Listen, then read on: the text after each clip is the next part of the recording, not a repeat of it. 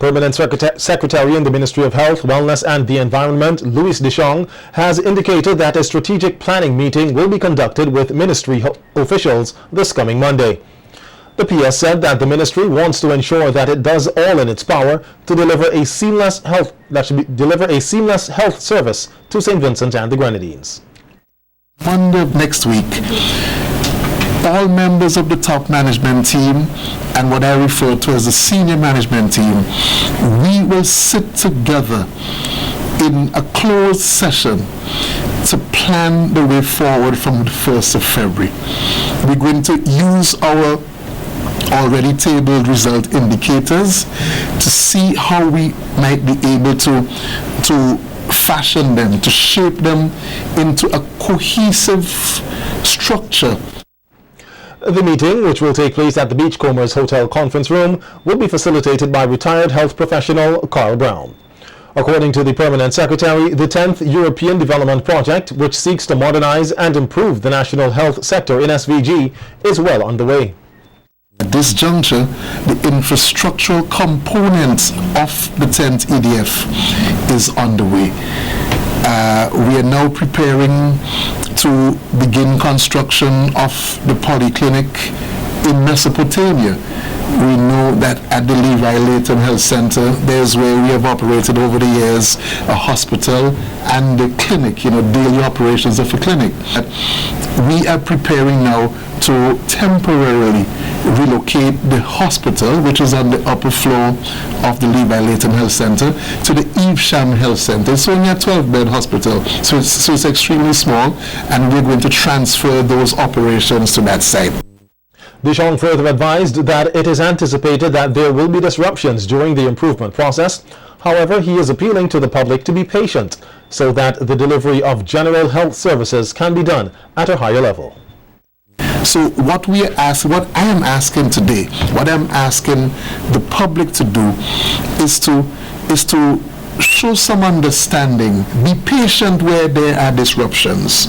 So for example, at the Milton K. Memorial Hospital, where we are doing some infrastructural developments under the very 10th EDF, there are some disruptions, necessary disruptions for the public, for the staff, and for the clients, those are the patients, and it will be important for them to see the bigger picture and get to understand that in order for us to improve what we're doing, there will be some instances where they do not have business as usual. Louis Deschong, meanwhile, lauded praises on his staff for their efficient response to the rock gutter tragedy. I want to commend the members of my staff for the efficient and quick response that they gave. Our doctors were on the ball, our nurses were on the ball, our psychosocial team members were on the ball, and I cannot forget the other workers. There have been drivers who have gone the extra mile, drivers of the regular vehicles and ambulance drivers, to ensure that we could lend the required support to the families, to the friends, to the community of Fancy. Seasonal influenza affects thousands of people in the Caribbean each year. And as the 2015 season approaches, the Caribbean Public Health Agency, CARPHA, is urging persons to practice good personal hygiene so as to reduce the risk of transmission of influenza and other respiratory viruses.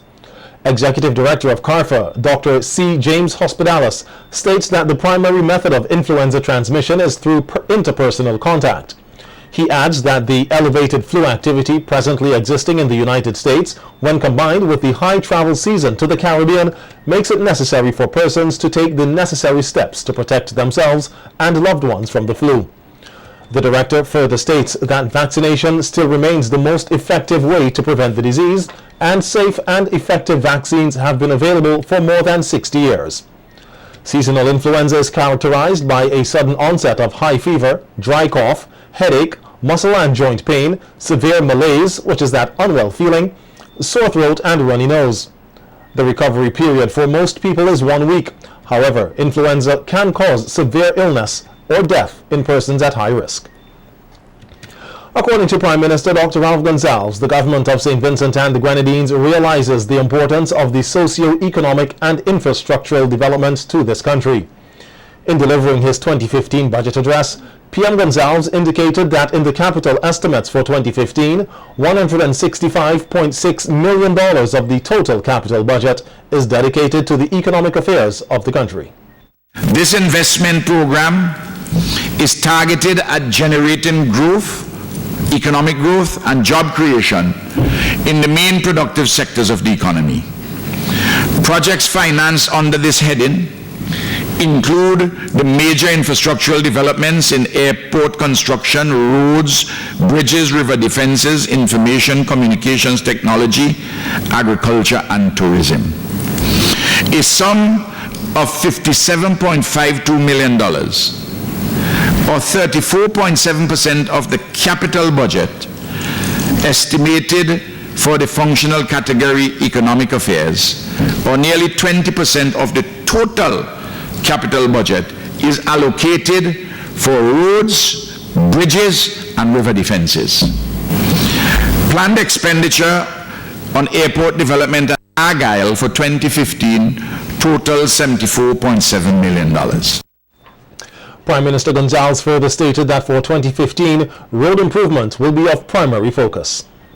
The rehabilitation of the South Leeward Highway, the construction of 4 bridges on the leeward side of the island by the government of Ecuador, rehabilitation of the Congo Valley Road, the rehabilitation of roads at Carapan and Swampgut, the Caratal Bridge and River Defense, road and river defense in South Rivers, the rehabilitation of the bridge at Spring Village, flood reconstruction and rehabilitation, including Ginger Village,